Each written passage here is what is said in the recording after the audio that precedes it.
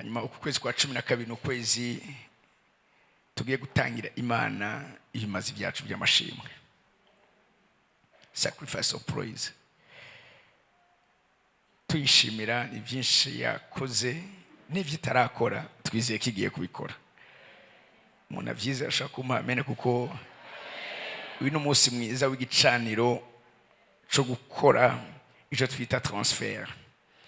Nakaduke turaza kuvugishwa kuri kuno kwezi Imana twifuza ko idukorera cyane muri kuno kwezi kwa 12. Munzigure gatoya Zaburi ya 150 ku murongo wa 6. Muce munzingura kandi no muri Yesaya igice ni cya 43 ku murongo wa 21. Ngo muvuge akanya gatoya kidufata akanya ko gushima Imana. Uyu munsi shaka kwigisha, umunsi ndashaka ko dukora transfer, tushaka kutuba mu bihe sinzi mu kirere, dusatura ikirere kubijana ibyo tugiye kuzoba mu kuno kwezi. Kuno kwezi nta kindi no kwezi kwimazi byacu by'amashimwe. Vuga ngo imazi by'amashimwe. Cyane gose imazi by'amashimwe. Cyane gose imazi by'amashimwe. Turagiye gushimira Imana. Nibande Imana ifise ikintu yabakoreye cyo tuma bayikimazi cy'amashimwe, turabiganza byanyu. Murahokonesa kugira neza kw'Imana, murahokonesa ubuntu bw'Imana. Nibutse ikintu ari umuntu yararemvye amarampamagara arambye ngo nasezeraniye Imana yuko ntova muri uno mubiri ntatunganije ibyo ntatunganije. Arambwira ngo ntasezeranye n'umugabo wanjye gutugire mariage duhezagire. Yari ryambere umwaka wabaye mu bintu byinshi, ni ryambere kuva nitwa jewe ndiko ndakora Imana nahezagiye umuntu ari kumfiro. Fata impeta ndayihezagira, yene y'umugabo wiwe barasezerana ku gitanda, ariko ndashima Imana we yarazi kagiye gupfa mugayimana iramugarukana.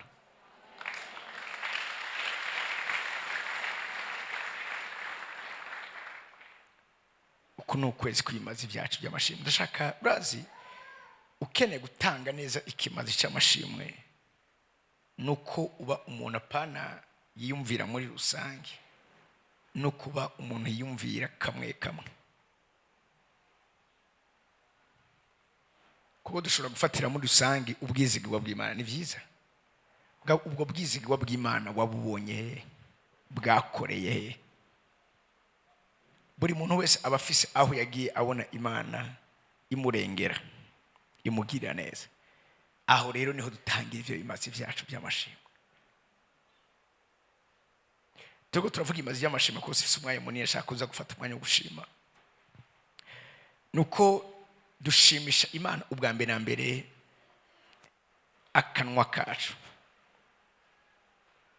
Dusomye muri Abaheburayo 13:15 avuga ngo therefore let us continually offer to Christ our sacrifice of praise, which is the fruit of our lips. Mu Kirundi avuga ngo arizo mbuto zakanwa gashima izina ryayo. Mugabo iri jambo imbuto ni jambo ry'Ikinyarwanda, ubundi babashaka kuvuga ivyamwa. Rivuga ngo urabivuga.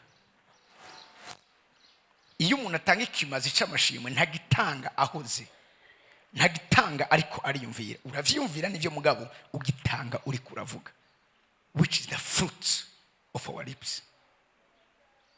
Hama ku murongo ukurikira 16 hacavuga ngo kugira neza no kugira ubuntu. Kugira neza no kugira ubuntu. Kugira neza muravyumva nuko ukuri kintu utigeze ukorera umuntu kizomutuma ashima Imana ko wabayeho. Uku n'ukwezi nifuza kuba challenginga yuko buri muntu wese agira ikintu akoze kizotera uwundi gushima Imana. Mugende simakurinde urahamagara ari ibintu dusigaye dukora kubw'amafoto.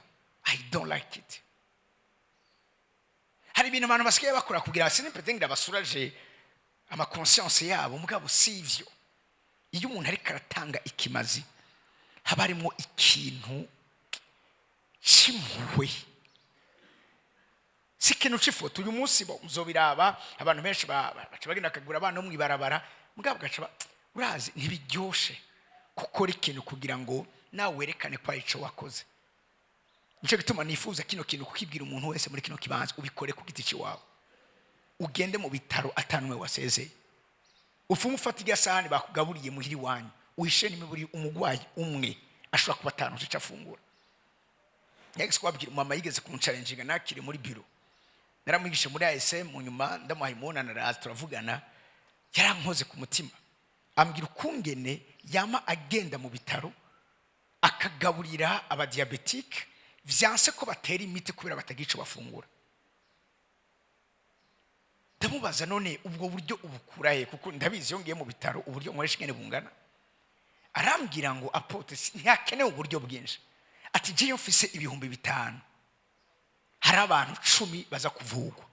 Tamaze ubigenza gute? Arambwira ngo ndagenda nkagura ivyapati, nkikimuha atelefona muganga ati inguntere wa muti ndaronse ico mfungura icapati c'amajana 5.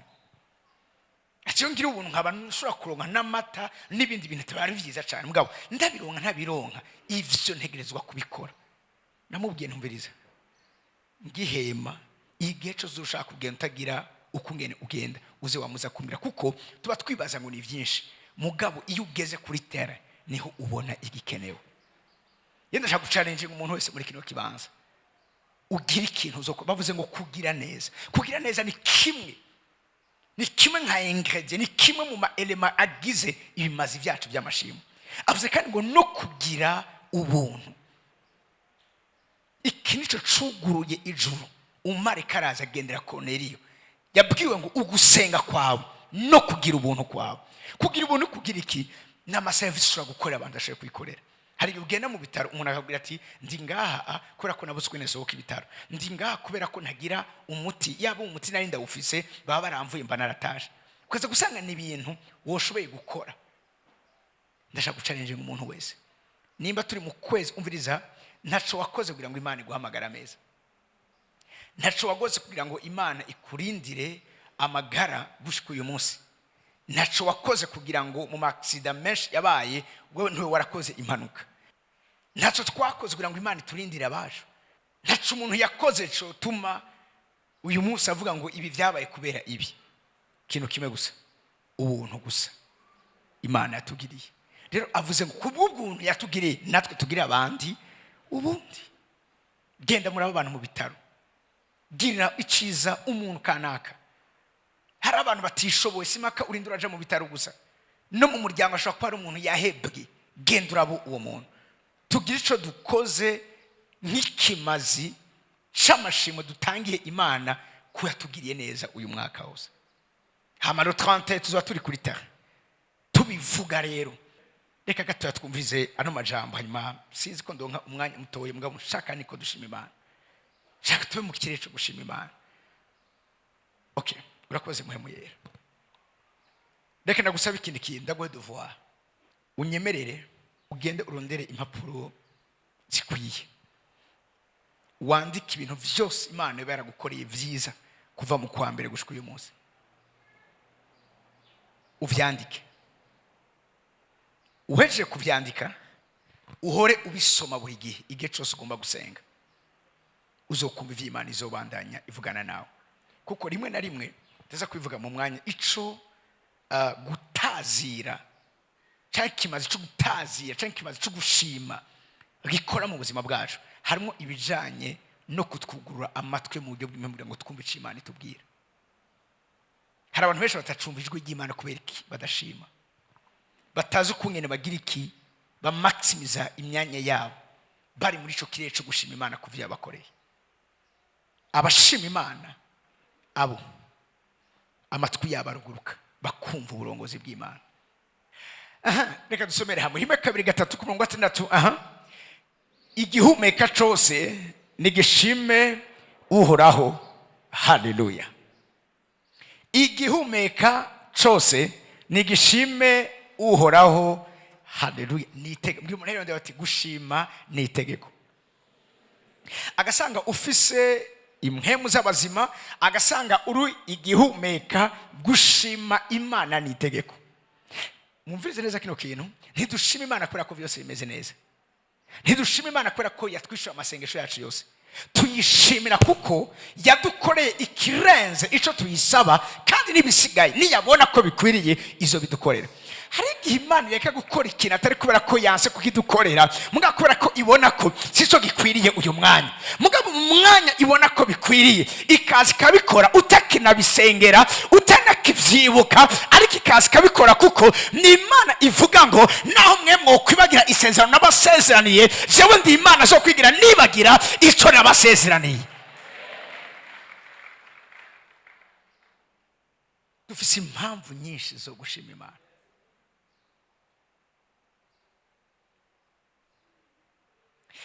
Yesaya 43 ku murongo wa 21.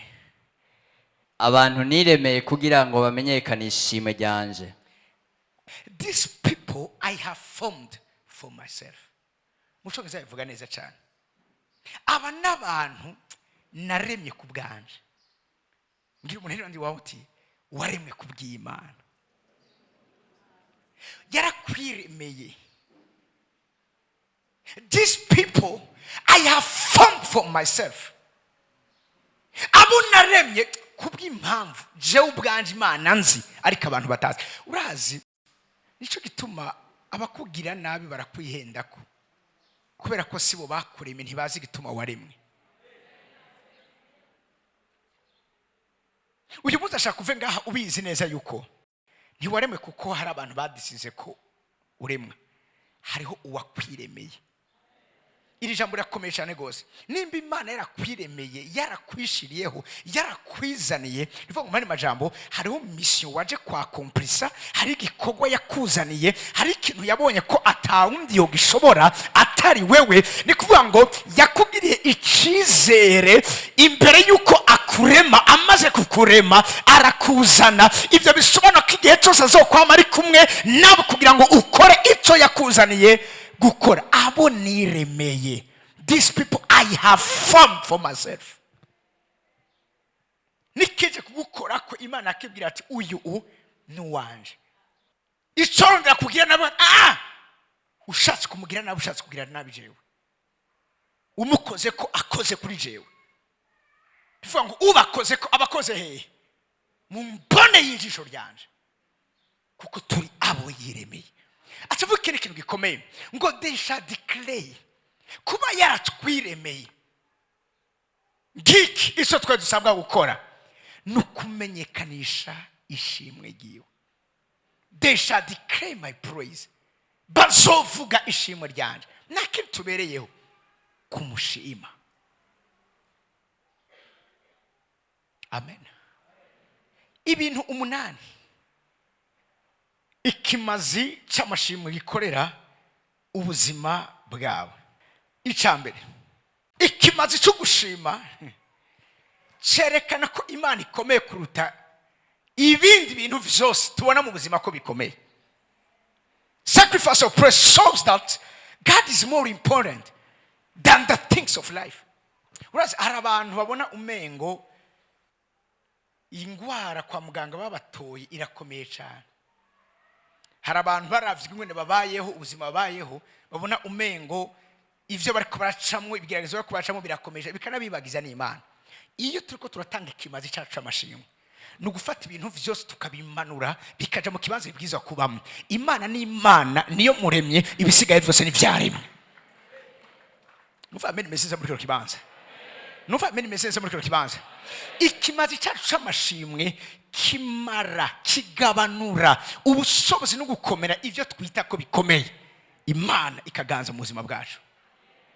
Urazi igihe cyose, mwumvize neza kino kintu, igihe cyose Goliath ukimubona hejuru yiwawe, nta munsi n'umuzo kwigira umunesha. Ariko ikimazi cyacu c'amashimwe nico kimanura Goliath akaza akaba munsi yacu. Yugwa nico gituma mbabwire abagwanisha indege barakomeye cyane kurusha abagwanira mu kire hasi. Siko muri ko muranyumva. Ikintu kiri hejuru yiwawe kizokwa misozi kifise ubushobozi kuri wewe. mugabe iyo turiko turatanga ikimazi cy'amashimwe no kumanura ivyishize hejuru byose tukabimanura hasi tugashira hejuru Imana maze gaheze gakora nk'Imana mu buzima bwacu. Ivyo wibaza ko bikomeye ntibikomeye, bikomeye kubera kutaratanga ikimazi cy'amashimwe.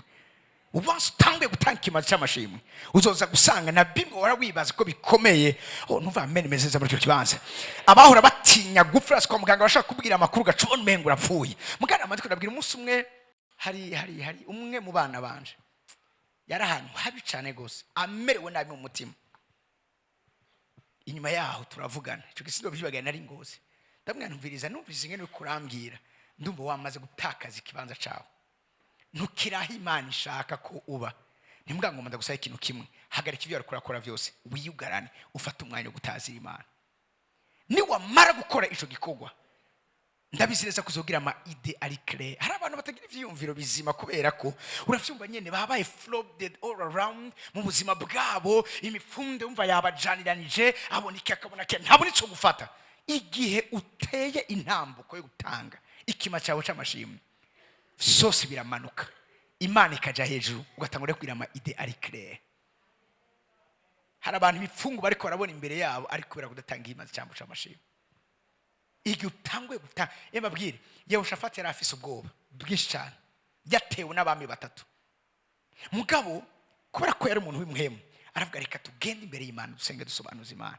Agiye gusenga umuvugishwa aravuga ati Yehoshafati ntacutinya, iyo ntambara si yawe, iyo ntambara ni yanje. Imana aravuga ati mwebwe ico mukora ngiki mugende gusa mugira iki munshime.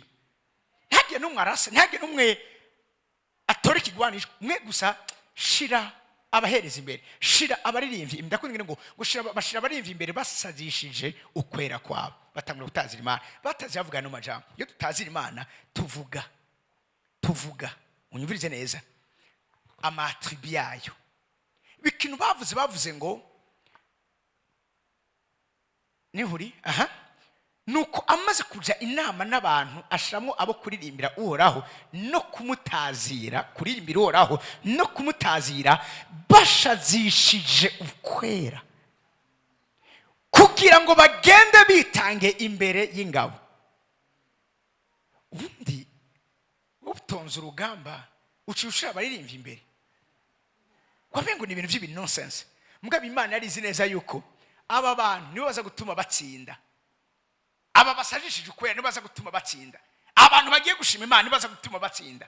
Aravuga ngo but nimushimire Uhoraho ngiki. Iyi niyo ndimo baririmbye praise the Lord for his mercy endures forever. Nakindi abandi bariko barikazanwa ngo batere, abandi bariko bararirimba praise the Lord, nimushime Uhoraho kuko imbabazi ziwe zamaho ibihe.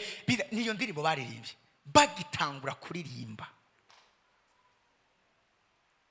Bwa bunini bw'ingabo zamuteye, za ngabo zikomeye bose batanguye gusubiranamwo umwe. Bibiri ivuga ngo bo bagenda bagiye kugira iki, gukoba ibiziga gusa.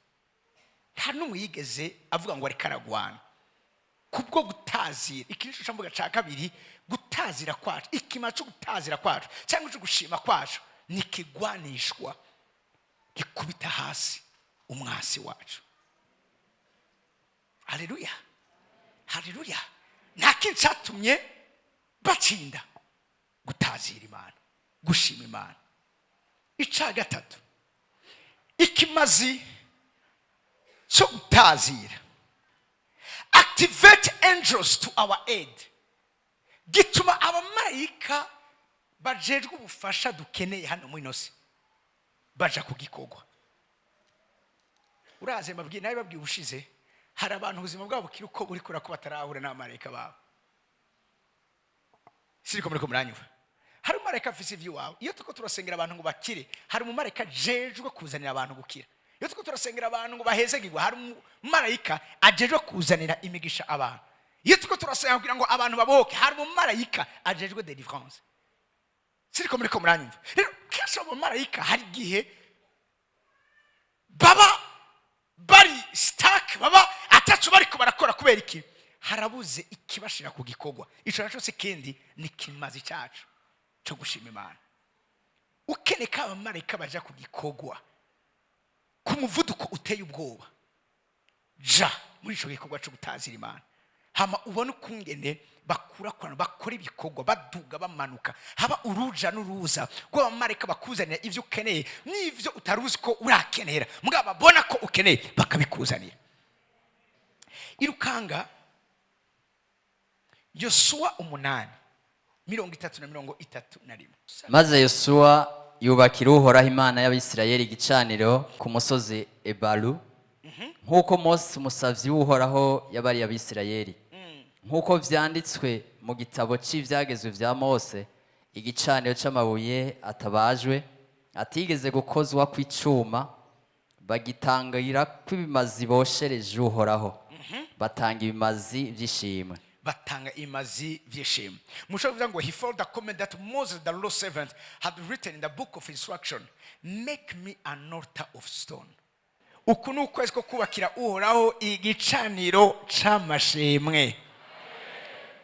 Igicaniro c'amashimwe gihari, muravyumva nyene, nta kindi kiba mu buzima bwacu n'amashimwe, nibidutera gushima Imana, nibikorwa bikomeye vy'Imana. Numva amen meze neza. Bucogezera kuze ngo then on the altar they presented burnt offering and peace offering to the Lord. Iki kinero peace offering. Peace offering. Ikimazi c'amahoro. Ikimazi c'amahoro ni ko Uhoraho yazanye impore mu buzima bwacu. Ibijanye no kurindwa no kuzigamwa biramerita ikimazi c'amahoro ku gicaniro. Kuko ivyo turiko turakora vyose tubikora kubera ko Imana duhaye impore. Siriko umuntu ari karanyumva. Hamwe ubaye uriko urahunga imigambi waranguye ntayo wari kuriko arangura. Abagiye kugira mariage abariko barahunga. Nta projet mariage bariko barakora. Turi ngaha kubera ko Uhoraho yaduhaye impore. Abadafise impore ntibari ngaha. Imana babwira niko yari yarategetse, iri ni itegeko ry'Imana yuko bayubakira igicaniro bakagishikanako ikimazi c'amahoro. Siko muri ko muranyumva, nimburoko neza ko hari impore Uhoraho ubuzima bw'iwawe, hari subwiza gukora kubaka igicaniro. Ikirico bakoze Imana ishimo cyane. Haleluya. Ibi nivyo bica biheza bikugura ijuru, Imana ikazi gahura natwe. Ibi nivyo bica bituma Uhoraho asatura ijuru akazi gahindisha agashitsi imisozi yose ihagaze imbere yacu. Ibi nivyo bica bituma Uhoraho adukora ibirenze ibyo twamusavye. Yesaya 64. Somera uhere ku murongo wa mbere. Ico mugasatura ijuru kamanuka, imisozi gahindira agashitsi imbere yawe, bikaba nk'uko umuriro ufata inyabara kandi nk'uko umuriro ubiza amazi, kugira ngo izina ryawe rimenyekane mu bansi bawe, amahanga ahindira agashitsi imbere yawe. Numva amene yanyu. Amen. Ikimazi cyacu c'amashimwe gituma Uhoraho asatura ijuru ku bwacu. Umviriza, ubishaka utabishaka, je ndabizi neza ko urakeneye ko Imana isatura ijuru ku bwawe. Imbere y'uko uyu mwaka turimwo urangira, turakeneye ko Imana isatura ijuru ku buzima bwacu. Kuko iyi Imana irinze isatura ijuru, ntibavuze ngo wugure ijuru. Gusatura ijuru ni kuvuga ngo harimo ikintu cya urgence, hari ikintu cy'ukumviriza, habiza kuba intervention rapide. Ndiko ndasenga Imana muri kino kibanza ngo kuno kwezi tuko turatanga ibimazi vyacu by'amashimwe, Imana y'intervene mu buryo bwihuse kuvyerekana n'ubuzima bwawe, kuvyerekanye n'abawe, kuvyerekanye n'ivyawe, kuvyerekanye n'igihugu cyacu no kuvyerekana isengero ryacu. Imana isature ijuru. Imisozi ihindira agashitsi imbere yawe, imisozi dufise nakirigiye gutuma ihinda agashitsi n'amashimwe yatugiye kudubuza, agiye gutuma Imana isatura ijuru. Hari ibimazi vy'amashimwe Imana itirengagiza, hari ibimazi vy'amashimwe iyo biduze Imana ihagarika ivyo yariko irakora, igatangura kumviriza uwo mubavu, iriko iramotegwa nawo nyenewo. Umviriza kumukurikira. Bikaba nk'uko umuriro ufata inyabara kandi umuriro ubiza amazi, kugira ngo izina ryawe rimenyekane mu bansi ba amahanga ahindire agashitsi imbere yawe. Mu yandi majambo, amahanga navuze ngo azohindira agashitsi imbere yacu twebwe, azohindira agashitsi imbere y'Imana yaje.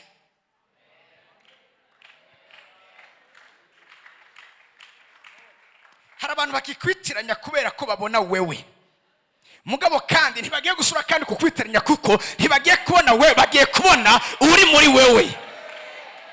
Nari siko ndiko ndabwira abantu bari kubarumva ivyo ndiko ndavuga. Amahanga ahindira agasisa pani imbere yacu. Twecyo twakoze twatumye Imana isatura ijuru. Imaze kuza amahanga atangura guhindira agasitsi imbere y'Imana yacu. Nikuvuga ngo iri imbere yacu, turi inyuma yayo, iri kira tugendera imbere iyobora intambuko zacu. Amahanga ahindira agasitsi imbere yawe. Urazi rimwe na rimwe birashoboka ko kanseri yanse kugenda kubera kibona wewe. Mugabo reka kuno kwezi ibona Imana yawe, ihure n'Imana yawe. Iyo amene haswe kumezigira mbwa nimpezege muri kino kibanza. Icyo kibazo reka kibona Imana yawe. Turagiye guteza ibibazo vyacu Imana yacu. Turagiye guteza abansi bacu Imana yacu. Turagiye guteza ibigeragezo vyacu Imana yacu.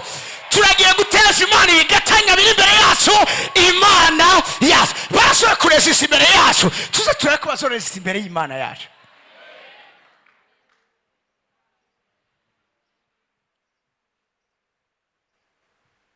Urazi iri banga ry'ikimazi c'amashimwe nibanga riguha intsinzi ahantu hose.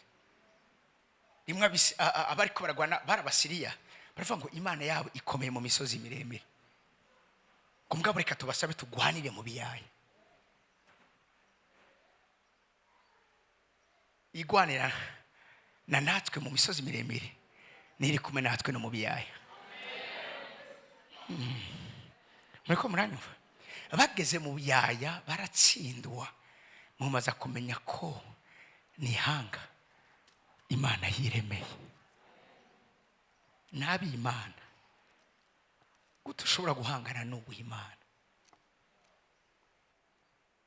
Kiretse Imana iguhaye ruja. Except that navyo ushobora.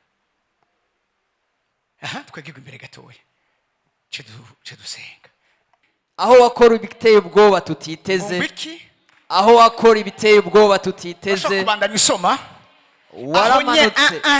Iryo jambo kugeza baryumvise ni barajyo. Aho wakora ibiteye ubwoba tutiteze, aho wakora ibiteye ubwoba tutiteze, waramanutse. Oya sinaguhagarika bandanya kuko ntibaravyumva. Hari ukuntu narinzi ko baza kuvyo. Aho wakora vuga ngo yarabikoze. Vuga ngo yarabikoze. Amateka yiwe turayazi, yarabikoze.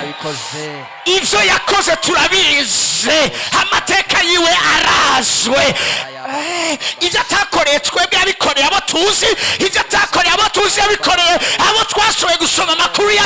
Aho wakora sivyo agiye gukora, nivyo yakoze. Ibi birami icyizere ni kwisigira yuko nimba yarabikoze arashoboye kubisubiramwo, arashoboye kubisubiramwo, arashoboye kubisubiramwo. Biva ngo uko yararejo nikari umusika niko hazokwama. Agasanga yarakoze ibiteye ubwoba batari biteze. Iki ni igihe cawe, iki ni igihe cacu, uyu ni umwanya wacu.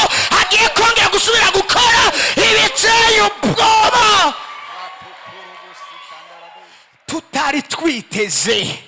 Abari baraciye bagiye kuvyara, abari barahemuye bagiye kubona ivyo Imana avuze ibikora, abatari bakibisengera babihevye bagiye kubona Imana ivyishura. Twe twovyibagira ariko yo ntishobora kuvyibagira. Twe twobireka ariko yo ntiyabivuyemwo. Narivuze ngo ntiyabivuyemwo, ntiyabivuyemwo, ntiyabivuyemwo. Ibimazi vyacu vy'amashimwe biragiye kandi gutuma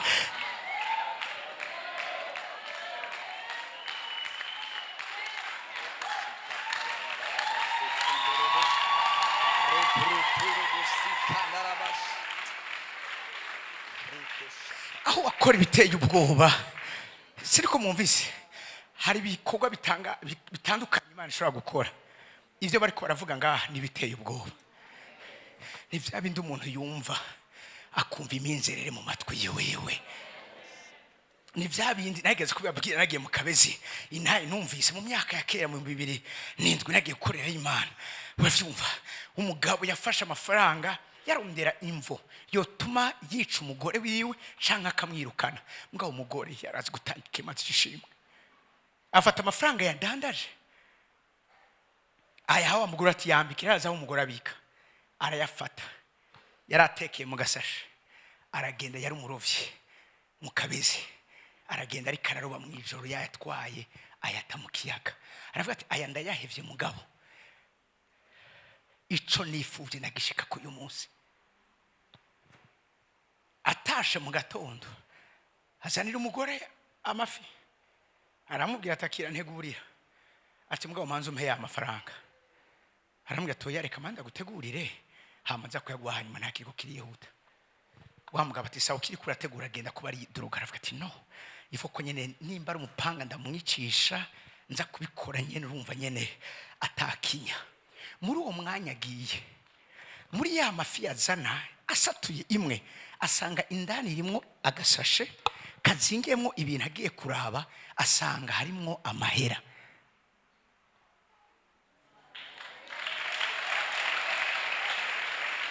Wa mugabo araza tumviriza ya mahera, toya reka ubanza ufungura, ati imbere yuko mfungura mbanza umpe ya mahera. Aragenda wa mugore arayatora kwa kundi nyene yamuhaye, none ifi niya yamuzaniye, ati ngaya mutware wanje.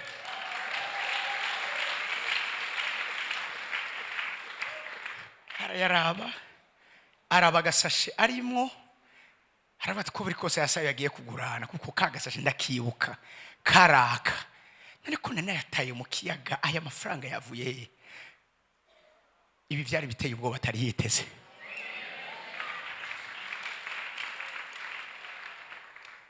Aramaze ati mumvirize, imbere y'ikindi kintu cyose aya mafaranga yakuye he? Ati kuko reka ndakubwiza ukuri, aya mafaranga je nayataye mu kiyaga, aya mafaranga agarutse ngaha gute? Aramubwira ati kiya kiyaga yatayemo hari ifi yamize, mu mafi wanzaniye ngo ndagutegurire hariho imwe yari yafise muri yo.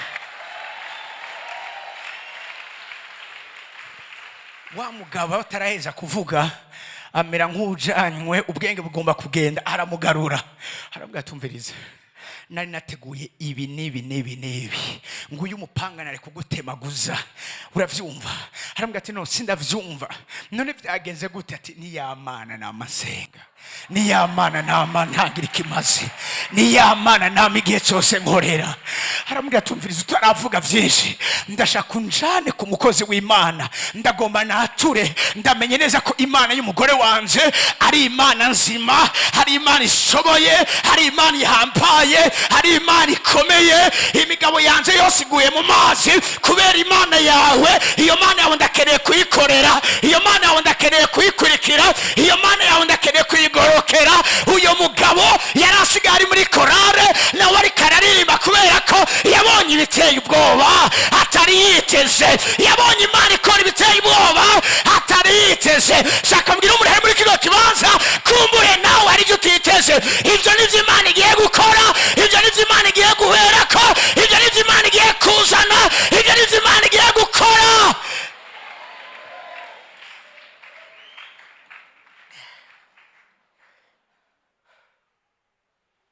Aho wakora ibiteye ubwoba tutari twiteze, ndakugoraguruke ku maguru yawe gatoya, unamise amaso yawe. From January to December, he has been faithful. Yabaye umwisigigwa, yabaye umwisigigwa. Nimba arico yagukore, ndashaka kumva ijwi ryawe.